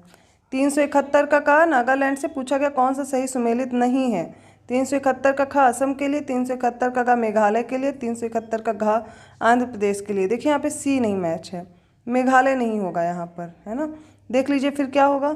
संविधान के भाग 21 में क्या दिया गया है, अस्थायी संक्रमणकालीन और विशेष उपबंध, इनके अनुच्छेद और संबद्ध राज्य दिए गए हैं। 371 में महाराष्ट्र और गुजरात है, 371 का में नागालैंड है, 371 ख में असम है, 71 गा में मणिपुर है ना कि मेघालय, 71 घा में आंध्र प्रदेश है और तेलंगाना है, गा में आंध्र प्रदेश में केंद्रीय विश्वविद्यालय, और छ सिक्किम के लिए, छ मिजोरम के लिए, जा अरुणाचल प्रदेश, झा गोवा और यहाँ कर्नाटक के लिए। तो यहाँ तक हमने सारे जो इम्पोर्टेंट आर्टिकल्स हैं वो पढ़ लिए हैं। मैं आप लोग को फिर से एक बार रिकमेंड करूँगी कि आप मेरे इस चैनल पर आर्टिकल वाला वीडियो ज़रूर देखें, क्योंकि आपको फिर कभी आर्टिकल्स में दिक्कत नहीं होने वाली है। आगे पढ़ते हैं अनुसूचियाँ, उसके लिए भी वीडियो अवेलेबल है, आप उस वीडियो को देखिए। उसके बाद यहाँ पर जब आकर के आप सॉल्व करेंगे तो आपको अनुसूची हो, भाग हो, अनुच्छेद हो, कहीं से भी कोई दिक्कत नहीं होगी और हमेशा याद रहेगा। अनुसूचियों में देख लेते हैं। पहले तो कितनी थी, 8 थी, बाद में 12 हो गई। सबसे पहले इसकी जानकारी देखते हैं क्या दी गई है। भारत के मूल संविधान में 8 अनुसूचियाँ थी, वर्तमान में 12 अनुसूचियाँ हैं। अब एक एक करके सारी अनुसूची पढ़िए। पहली अनुसूची राज्य व संघ राज्य क्षेत्र, दूसरी अनुसूची भारतीय संघ के पदाधिकारियों को मिलने वाले जो वेतन हैं, भत्ते हैं, पेंशन है, इनका उल्लेख है। तीसरी अनुसूची में भारतीय संघ के कुछ पदाधिकारियों के शपथ प्रतिज्ञान का प्रारूप है। चौथी अनुसूची में भारत के राज्यों तथा संघ राज्य क्षेत्र, जो कि जैसे जम्मू कश्मीर, दिल्ली व पुडुचेरी, इनके राज्यसभा में जो प्रतिनिधित्व है उसका विवरण किया गया है। पांचवी अनुसूची देख लेते हैं। इसमें दिया गया अनुसूचित क्षेत्रों तथा अनुसूचित जनजातियों के प्रशासन व नियंत्रण के बारे में उपबंध। पांचवी अनुसूची के अधीन जनजाति भूमि का खनन के लिए निजी पक्षकारों का अंतरण अकृत और शून्य घोषित किया जा सकता है, ऐसा बताया गया। छठवीं अनुसूची देखते हैं। यह असम, मेघालय, त्रिपुरा, मिजोरम, ATMM करके मैंने ट्रिक बताई थी वीडियो में, आप लोग जा करके देखिए, याद रहेगा, के जनजातीय क्षेत्रों के प्रशासन के बारे में उपबंध है। सातवीं अनुसूची केंद्र व राज्यों के बीच शक्तियों का विभाजन है। अब इनमें सूची कौन कौन सी, संघ सूची, राज्य सूची और समवर्ती सूची। तो तीनों सूचियों में विषय देख लीजिए टोटल कितने हैं। संघ सूची में कुल 97 विषय हैं, वर्तमान में अगर गणना की दृष्टि से देखें तो 98 हैं, जिस पर कानून बनाने का अधिकार केवल संघ को होगा। राज्य सूची में कुल 66 विषय हैं, वर्तमान में गणना की स्थिति में अगर देखा जाए तो 59 हैं, जिन पर कानून राज्य द्वारा ही बनाया जा सकता है। और समवर्ती सूची में 47 विषय हैं कुल, जिनको 52 काउंट कर सकते हैं। इस पर दोनों ही राज्य और केंद्र दोनों ही क्या कर सकते हैं, कानून बना सकते हैं। अब इसमें आएगा क्या क्या, पुलिस, लोक स्वास्थ्य और स्वच्छता, प्रति व्यक्ति कर, गैस, कृषि, रेलवे, पुलिस, कारागार, पंचायती राज एवं भूमि सुधार राज्य सूची के विषय हैं। अब देख लेते हैं बाकी के विषय। रेडियो और टेलीविजन, शेयर बाजार, डाकघर, बचत बैंक, जनगणना, बैंकिंग, बीमा, रक्षा, रेलवे एवं निगम कर संघ सूची के विषय हो गए। समवर्ती सूची में देखते हैं आर्थिक योजना, आपराधिक मामले, जनसंख्या नियंत्रण और परिवार नियोजन, शिक्षा, वन दंड प्रक्रिया, विवाह, विवाह विच्छेद जैसे तलाक हो गया, एवं गोद लेना, ये सब किसके विषय हैं? समवर्ती सूची के। अब 8वीं अनुसूची भी पढ़ लेते हैं। 8वीं अनुसूची में दिया गया है, इसमें भारतीय संविधान द्वारा वर्तमान में मान्यता प्राप्त कितनी भाषाएं? 22 भाषाओं का उल्लेख किया गया है। पहले कितनी थी? 14 थी। बाद में कैसे कैसे जोड़ी गई हैं वो संविधान संशोधन भी देख लीजिए। 1967 में क्या हुआ? 21वां संविधान संशोधन हुआ और क्या हुआ? सिंधी। 21 को ऐसे लिखिए और इसमें सा बना लीजिए, याद रहेगा सिंधी। 1992 में अगर याद करें तो कोंकणी, नेपाली और मणिपुरी इनको जोड़ा गया है। और 71वें संविधान संशोधन द्वारा और वर्ष 2000 में संथाली, डोगरी, मैथिली तथा बोडो को कब जोड़ा गया? 92वें संविधान संशोधन द्वारा 2003 में। इसमें 8वीं अनुसूची में जोड़ा गया। देखिए एक बार फिर से देख लीजिए। 1967 में 21वां संविधान संशोधन कौन जोड़ा गया? सिंधी। 1992 में, ठीक है, 71वां संविधान संशोधन नेपाली और मणिपुरी। 2004 में, ठीक है, संथाली, डोगरी और मैथिली 92 संविधान संशोधन द्वारा, ठीक है। 2003 में बोडो जोड़ दी गई, याद रहेगा। चलिए आगे देखते हैं। 9वीं अनुसूची, ये आपको काफ़ी ज़्यादा याद रखने की ज़रूरत है। विशिष्ट अधिनियमों और विनियमों का विधि मान्यकरण। अब कुछ संविधान संशोधन हुए थे, इसमें कौन सा हुआ था? पहला हुआ था, सबसे पहला 9वीं अनुसूची ही जोड़ी गई थी। देखते हैं। प्रथम संविधान संशोधन 1951 द्वारा संविधान में शामिल 9वीं अनुसूची को भारत के प्रथम जो प्रधानमंत्री थे पंडित जवाहरलाल नेहरू जी, उनके कार्यकाल के दौरान भारतीय संविधान में शामिल किया गया था। वर्तमान में इस अनुसूची में लगभग 282 अधिनियम हैं। अब 10वीं अनुसूची में दल परिवर्तन के आधार पर नहीं रहता है। 52वां संविधान संशोधन के द्वारा इसको जोड़ा गया था 1985 में। याद रखिए कब कौन सा जोड़ा गया है, पूछा जाता है। 11वीं अनुसूची मोस्ट इंपॉर्टेंट, पंचायतों के अधिकार, प्राधिकार और दायित्वों के उपबंध हैं। 73वां संविधान संशोधन हुआ था 1992 में, तब इसको शामिल किया गया था। इस अनुसूची में पंचायती राज के कितने विषय हैं? 29 हैं। और 12वीं अनुसूची भी इसी समय में जोड़ी गई थी। नगर पालिकाओं के अधिकार और प्राधिकार तथा दायित्व दिए गए हैं। इसमें 74वां संविधान संशोधन हुआ था 1992 में ही। इसमें शहरी स्थानीय निकाय के कितने विषय हैं? 18।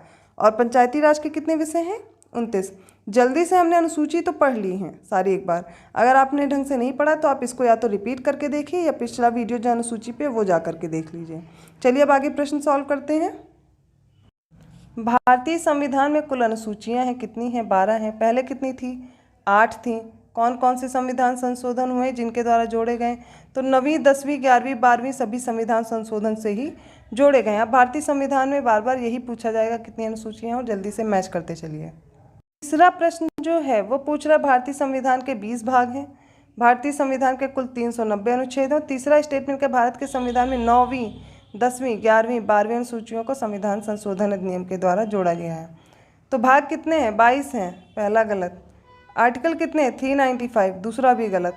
लेकिन तीसरा सही दिया गया है, तो ऑप्शन सी करेक्ट हो जाएगा। संविधान संशोधन अधिनियम के द्वारा इन सबको जोड़ा गया है। भारत के संविधान में क्रमांक अनुसार 22 भाग हैं और गणना में कितने? 25, और क्रमांक अनुसार 395 आर्टिकल हैं, लेकिन अगर काउंट करें तो 465 दिए गए हैं। मूल संविधान में कितनी अनुसूचियां थी? 8। लेकिन जो 9वीं, 10वीं, 11वीं, 12वीं हैं, इसको संविधान संशोधन अधिनियम पहला हुआ था 52वां, फिर 73वां और 74वां इनके जरिए से जोड़ा गया था। अगला देखते हैं। आर्टिकल से नहीं है, ये अनुसूची पढ़ रहे हैं। भारतीय संविधान की निम्न में से दी गई अनुसूचियों में कौन सी एक राज्यों के नामों की सूची तथा उनके राज्य क्षेत्रों का ब्यौरा देती है? तो पहली ही अनुसूची में राज्य और संघ राज्य क्षेत्र का उल्लेख किया गया है। देखिए पहली अनुसूची में क्या दिया गया है? राज्यों, संघ राज्य क्षेत्रों के नाम और उनके राज्य क्षेत्र का विस्तार। दूसरी अनुसूची में संवैधानिक प्राधिकारियों के वेतन के बारे में उपबंध है। तीसरी अनुसूची में शपथ का प्रारूप है। चौथी अनुसूची में राज्यसभा में सीटों का आवंटन दिया गया है, स्थानों का आवंटन, ठीक है। अब अगला प्रश्न दिया गया, भारत राज्य संघ के एक नए राज्य का सृजन करना हो तो संविधान की निम्नलिखित अनुसूचियों में किसी एक को अवश्य संशोधित किया जाना चाहिए। अब राज्यों में अगर करना है तो कौन सी सूची होगी? पहली अनुसूची। उसमें संघ और राज्य क्षेत्र से रिलेटेड कोई भी संशोधन करना है तो पहली अनुसूची उसमें आए। अब पूछा गया है चौथी अनुसूची में क्या दिया गया है? भारत के संविधान की चौथी अनुसूची क्या बताती है? राज्यसभा में स्थानों का जो आवंटन दिया गया है। भारतीय संविधान की तृतीय अनुसूची में निम्न में से क्या उपबंध किए गए हैं? अब तीसरी अनुसूची में इनमें से क्या क्या है, चलिए देख लेते हैं। संघ राज्य के मंत्री के लिए पद की शपथ की प्रारूप। देखिए जो तीसरी अनुसूची में दिया गया है शपथ का ही प्रारूप दिया गया है और इसमें कौन कौन से लोग शपथ ले सकते हैं ये भी दिया गया है। तो यहाँ पर दिया गया सबसे पहले संघ के मंत्री, फिर उच्चतम न्यायालय के मुख्य न्यायाधीश द्वारा ली जाने वाली शपथ, भारत के राष्ट्रपति पद के लिए और संसद द्वारा सदस्य जो हैं उनके शपथ के बारे में। देखिए, संघ के मंत्री इसमें आएंगे, उच्च न्यायालय के मुख्य न्यायाधीश भी आएंगे, राष्ट्रपति नहीं आएंगे, इनके लिए शपथ का अलग से अनुच्छेद दिया गया, आर्टिकल का प्रावधान किया गया है। संसद के सदस्य द्वारा ली जाने वाली जो शपथ का प्रारूप है वो भी आर्टिकल अनुसूची तीसरी में आएगा। देख लेते हैं इसमें कौन कौन से लोग आएंगे जो तीसरी अनुसूची के तहत शपथ या प्रतिज्ञान के प्रारूप में आते हैं। देखते हैं कौन कौन से हैं इसमें। सबसे पहले संघ के मंत्री हैं, संसद के सारे निर्वाचित जो अभ्यर्थी हैं वो हैं, संसद के सदस्य हैं, उच्चतम न्यायालय के न्यायाधीश और भारत के नियंत्रक महालेखा परीक्षक भी आएंगे। किसी राज्य के मंत्री, राज्य विधानमंडल के निर्वाचन के अभ्यर्थी, राज्य विधानमंडल के सदस्य, उच्च न्यायालय के न्यायाधीश आएंगे। इतने लोग हैं। फिर से देखिए, संघ के मंत्री, संसद के निर्वाचित अभ्यर्थी, संसद के सदस्य, उच्चतम न्यायालय के न्यायाधीश और भारत के नियंत्रक महालेखा परीक्षक, किसी राज्य के मंत्री, राज्य विधानमंडल के निर्वाचन के अभ्यर्थी, राज्य विधानमंडल के सदस्य और उच्च न्यायालय के न्यायाधीश। और राष्ट्रपति के लिए कौन सा आर्टिकल दिया गया? शपथ के लिए आर्टिकल 60 दिया गया है। तीसरी अनुसूची में ये नहीं है। अब हमें इन अनुसूचियों को मैच करना और बताना है कौन सी अनुसूची में कौन से विषय दिए गए हैं। चतुर्थ दी गई है, षष्टम, अष्टम, नवम, सबके हमें तुरंत बताने हैं। तो बिना देर लगाए मैच कर देते हैं। चौथी में राज्यसभा, षष्टम में जनजाति क्षेत्र, अष्टम में भाषा है और नवम में क्या है? भूमि सुधार। चलिए आगे देखते हैं। चौथे में आप देख लीजिए क्या दिया गया, राज्यसभा में स्थानों का आवंटन। षष्टम असम, मेघालय, त्रिपुरा, मिजोरम इन जनजाति क्षेत्रों के बारे में है। अष्टम में भाषाएं हैं, नवम में भूमि सुधार अधिनियम है। अगला प्रश्न दिया गया है, फिर से हमें क्या करना है, सूची 1 को सूची 2 से सुमेलित करना और बताना है किसमें क्या है।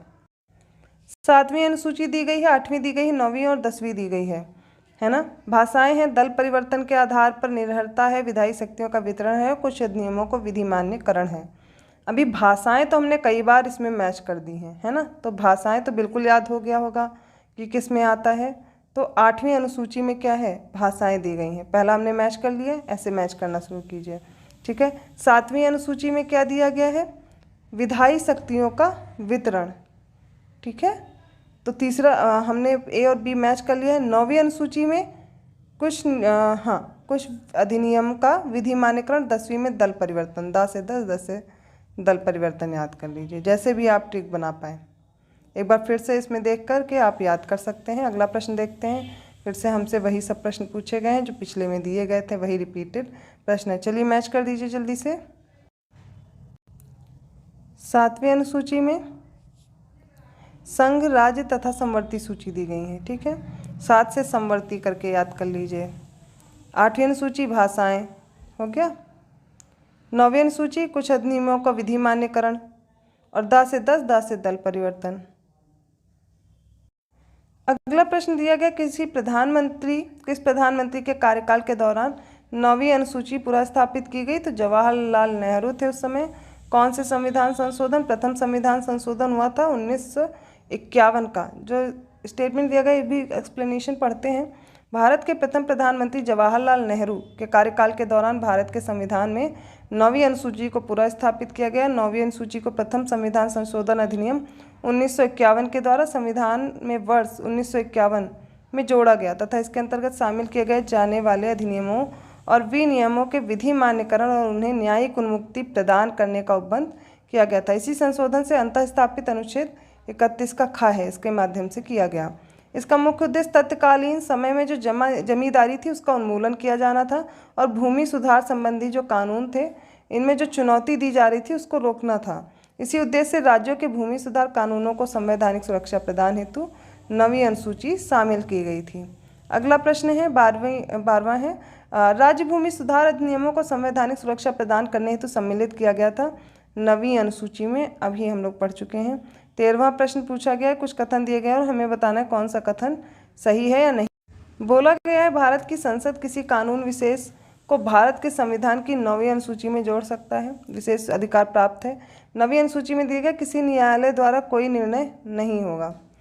तो दोनों में से सिर्फ पहला सही है, किंतु बाद में ऐसा हो गया, ये गलत हो जाता है, सेकंड ऑप्शन। देखिए, इसका एक्सप्लेनेशन जरूर पढ़ लीजिए। भारतीय संविधान प्रथम संशोधन अधिनियम 1951 के जरिए संविधान में 9वीं अनुसूची तथा अनुच्छेद 31 का और खा जोड़े गए थे। संसद द्वारा विधि विशेष तथा भूमि सुधार विधियां, इनको 9वीं अनुसूची में रखा जा सकता है, ऐसा कहा जिन्हें न्यायिक समीक्षा से बचाव दिया जाना आशायित हो। वर्तमान में 9वीं अनुसूची में ऐसे लगभग कितने विधियां हैं? 282। आर्टिकल 31 का खा क्या कहता है कि 9वीं अनुसूची में उल्लिखित नियमों और विनियमों को इस आधार पर शून्य नहीं समझा जाएगा कि वे भाग 3 के किन्हीं उपबंधों और प्रदत्त अधिकारों में से किसी से असंगत हैं। भाग 3 में क्या है? मौलिक अधिकार दिया गया है।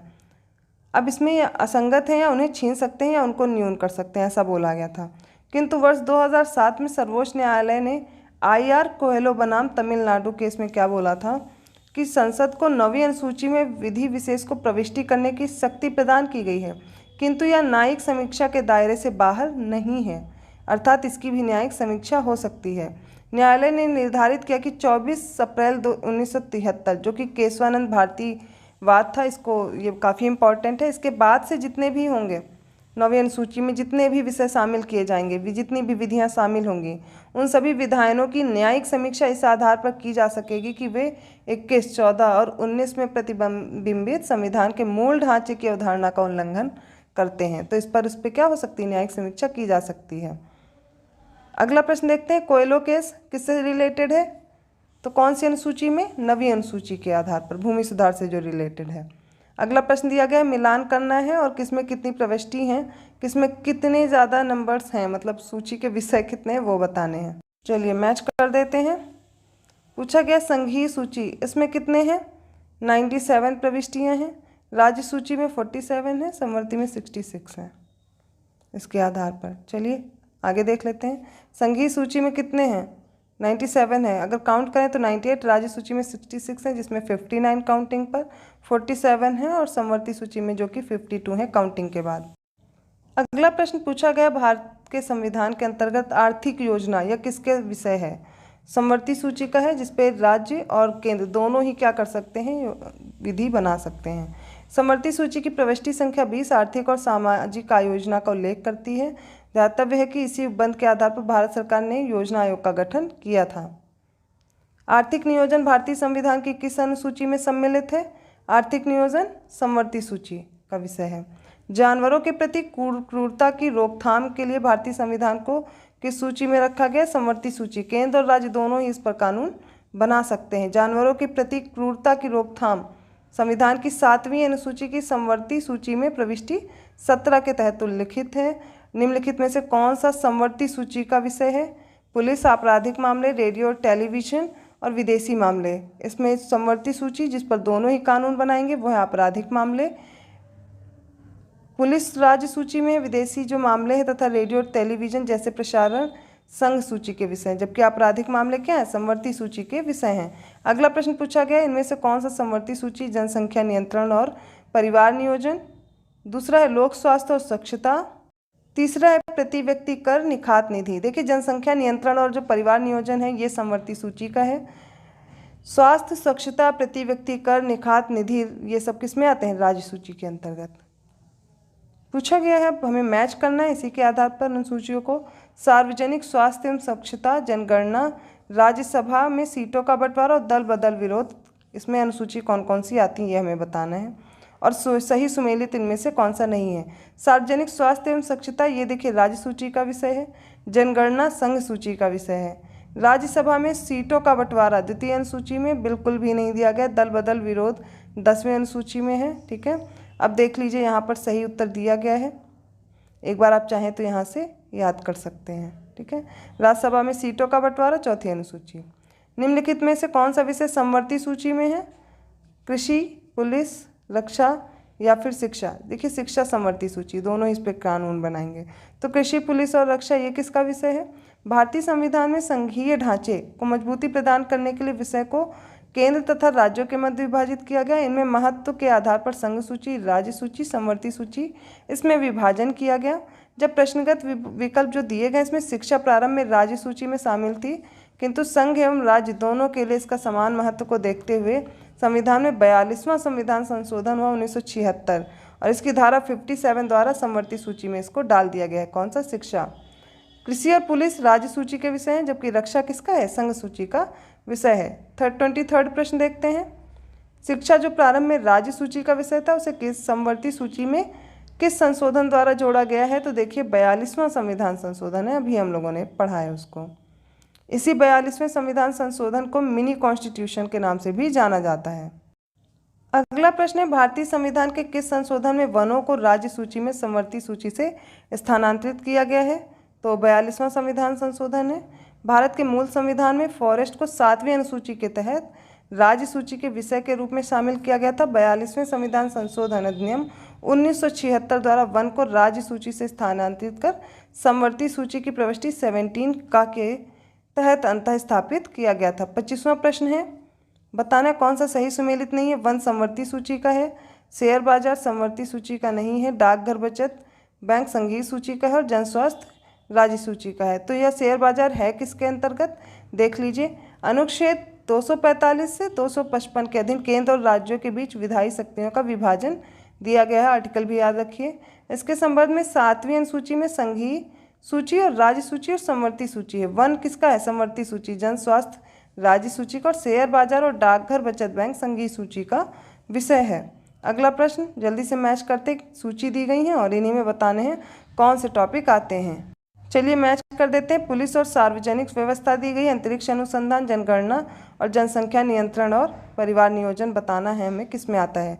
देखिए जनगणना किसका है, केंद्र सूची का है, यही कराती है। राज्य सूची का विषय कौन सा है, अब इनमें से हमें बताना है।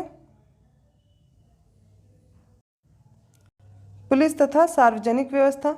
समवर्ती सूची देख लेते हैं, जनसंख्या नियंत्रण और परिवार नियोजन पे दोनों ही लोग कानून या विधियां बना सकते हैं। अवशिष्ट विषय क्या है, ये है अंतरिक्ष अनुसंधान, और अवशिष्ट विषय होते किसके पास है, वह केंद्र के पास होते हैं। इसका एक्सप्लेनेशन दिया गया है, देखिए मैच किया गया है और इसको याद कर लीजिए। पूछा गया भारतीय संविधान के निम्नलिखित में से कौन सा प्रावधान शिक्षा पर प्रभाव डालते हैं। राज्य के नीति निर्देशक तत्व, ग्रामीण और शहरी स्थानीय निकाय, पंचम, षष्ठम और 7वीं अनुसूची। देखिए सभी के सभी आएंगे। नीति निर्देशक तत्व में कौन सा, अनुच्छेद 45 ग्रामीण एवं शहरी स्थानीय निकायों को क्रमशः 243 243 बाब में प्रदान की गई शक्तियों और प्राधिकारों के अंतर्गत शिक्षा के भी प्रावधान किए गए। कौन सा, 6 और बा।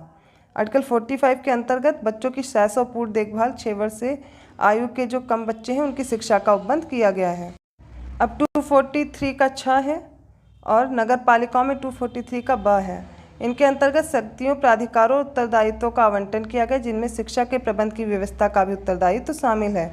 अब 7वीं और 8वीं जो 6ठी और 7वीं अनुसूची है इसमें भी शिक्षा से संबंधित प्रावधान है, जबकि 5वीं जो अनुसूची है इसमें वर्णित अनुसूचित क्षेत्रों और अनुसूचित जनजाति क्षेत्रों में भी शिक्षा का अप्रत्यक्ष रूप से इसमें प्रावधान है। आर्टिकल अब 28 वाला प्रश्न देखते हैं। भारत के संविधान में निम्नलिखित में से कौन सी एक अनुसूची में दल बदल, 10वीं द से दल, मैंने अभी याद कराया आप लोग को, आंसर डी हो जाएगा। संविधान की 10वीं अनुसूची में दल बदल विरोध कानून कब आया, 52 संविधान संशोधन 1985 के द्वारा। 10वीं अनुसूची में 91वें संविधान संशोधन 2003 द्वारा संशोधन किया गया। इस संशोधन का उद्देश्य दल बदल पर रोक लगाना, साथ में केंद्र और राज्यों में जो मंत्रिपरिषद का आकार है इसको भी निर्धारित करना है। 29वां प्रश्न पूछ रहा है दल बदल विरोधी कानून को किसमें रखा गया है, फिर से याद कर लीजिए 10वीं अनुसूची। अगला प्रश्न है भारतीय संविधान की 10वीं अनुसूची का संबंध किससे है, दल बदल विरोधी कानून से। भारतीय संविधान बार बार वही प्रश्न है, दल बदल विरोधी कानून से। अगले प्रश्न जो बार बार रिपीट हुए उनको आप लोग चाहें तो खुद से भी सॉल्व कर सकते हैं।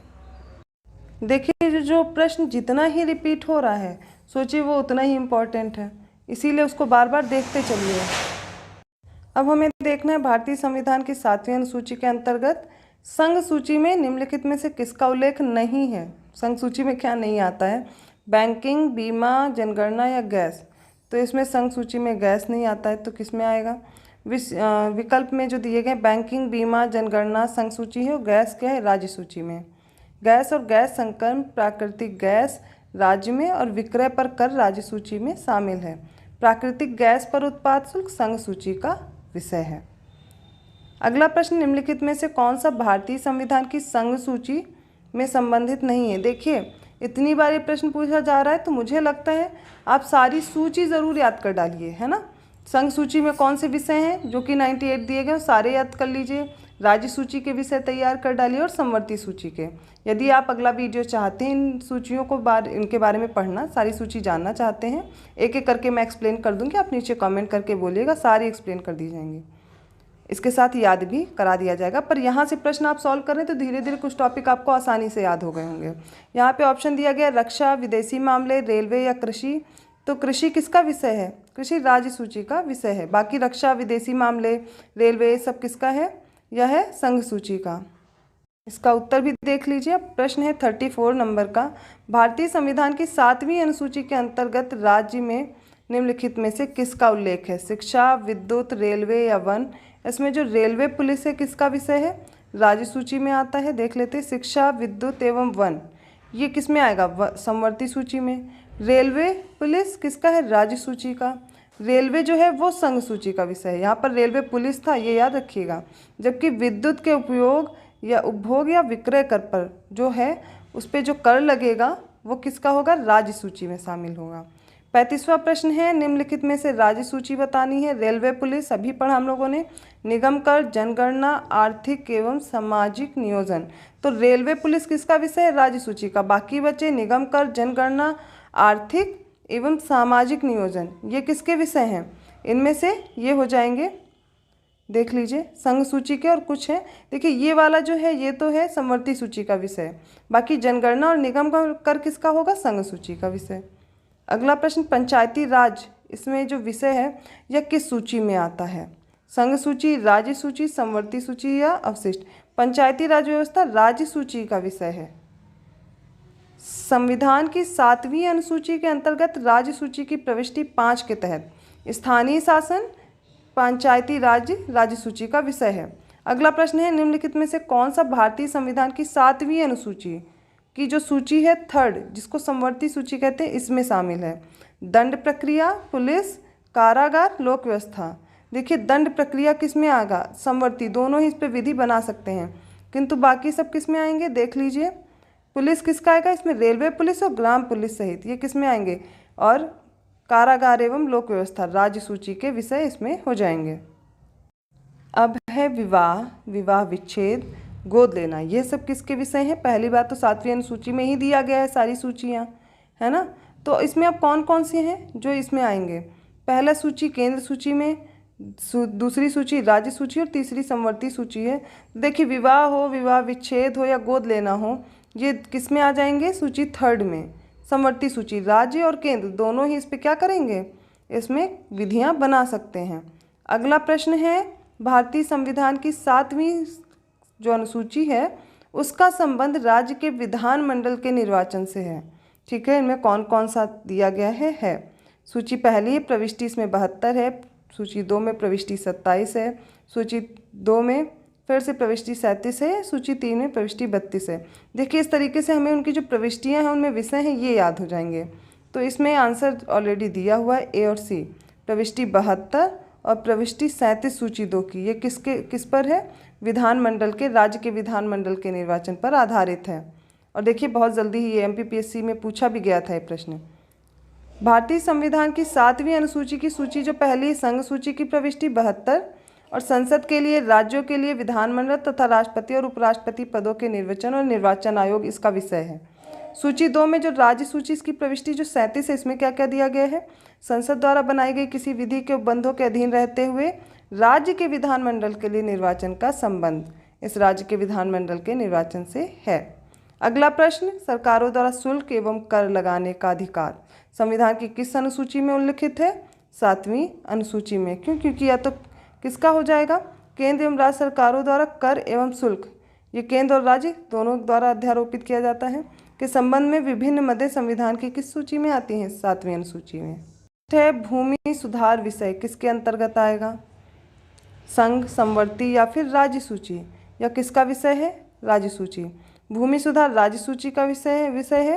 राज्य भूमि सुधार अधिनियमों को संवैधानिक सुरक्षा प्रदान करने हेतु 9वीं अनुसूची का प्रावधान भी किया गया है।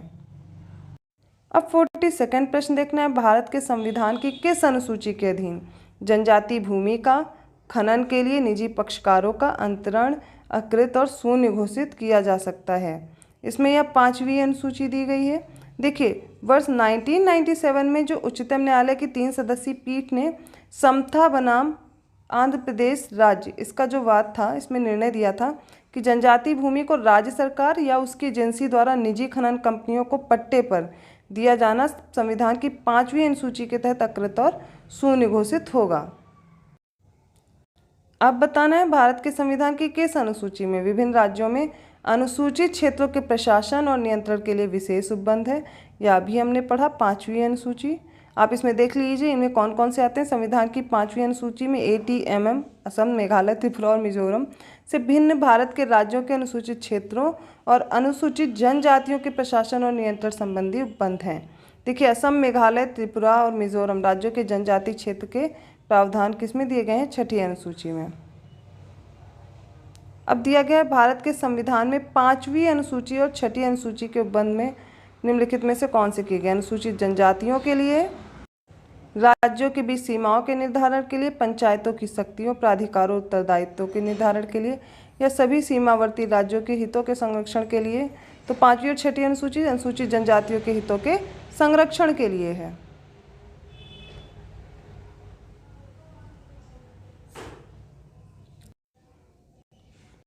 45वां प्रश्न में 6ठी अनुसूची में पूछा गया है कौन सा राज्य में लागू नहीं होती है, किस राज्य में यह लागू नहीं होगी। इसमें असम है, मेघालय है, त्रिपुरा, मिजोरम है, किंतु मणिपुर नहीं है। 46वां प्रश्न है भारतीय संविधान की 6ठी अनुसूची निम्नलिखित में से किन राज्यों के जनजातीय क्षेत्रों का प्रशासन करती है? तो मेघालय, त्रिपुरा, मिजोरम और उसके साथ असम, 4 होते हैं। 47वां प्रश्न है भारतीय संविधान की 6ठी अनुसूची के प्रावधान निम्नलिखित में से किस राज्य में लागू होते हैं? या त्रिपुरा में होगा, नागालैंड, सिक्किम नहीं है। संविधान की 11वीं अनुसूची किससे संबंधित है? काफ़ी इंपॉर्टेंट प्रश्न है। पंचायती राज से। और 12वीं किससे है? नगरपालिका। संविधान की 11वीं अनुसूची 73वें संविधान संशोधन अधिनियम 1992 के माध्यम से जोड़ी गई। कुल कितने विषय? 29। जैसे मत्स्य उद्योग हो गया, पेयजल हो गया, गरीबी उन्मूलन कार्यक्रम हो गया, परिवार कल्याण हो गया, महिला एवं बाल विकास हो गया, सार्वजनिक वितरण प्रणाली, ये सब किस में आ गई? पंचायतों को ये सारी शक्तियाँ दी गई हैं। अब 49वां प्रश्न है भारत के संविधान की 11वीं अनुसूची में कितने विषय हैं? अभी हम लोगों ने पढ़ा है 29 विषय हैं। यहाँ तक हमने क्या किया है? अनुसूची तक सभी प्रश्नों को हल कर लिया है, टॉपिक को अच्छे से पढ़ लिया है। आप क्या करिए, इस वीडियो के साथ साथ देखते चलिए क्या क्या प्रश्न है। आप सुनने से ही आपको काफ़ी चीज़ें याद हो जाएंगी। धीरे धीरे इसी को आप कंप्लीट करते रहिए, आपकी पूरी घटना चक्र बहुत जल्दी कंप्लीट हो जाएगी। इससे आपको आइडिया मिल जा रहा है कि कौन से प्रश्न बार बार रिपीट हो रहे हैं और वो ज़्यादा ही पूछे जाते हैं और आपको क्या याद करना है। जैसे यहाँ पे पढ़ने पे हमें पता चला कि आपको सारी सूचियाँ याद होनी चाहिए, उनके विषय भी अनुसूची के साथ साथ। तो एक एक करके अच्छे से पढ़ते जाइए। अगर वीडियो अच्छा लगा तो लाइक कीजिए और लोगों तक भी शेयर कीजिए और प्लीज़ चैनल को सब्सक्राइब जरूर कीजिएगा। धन्यवाद।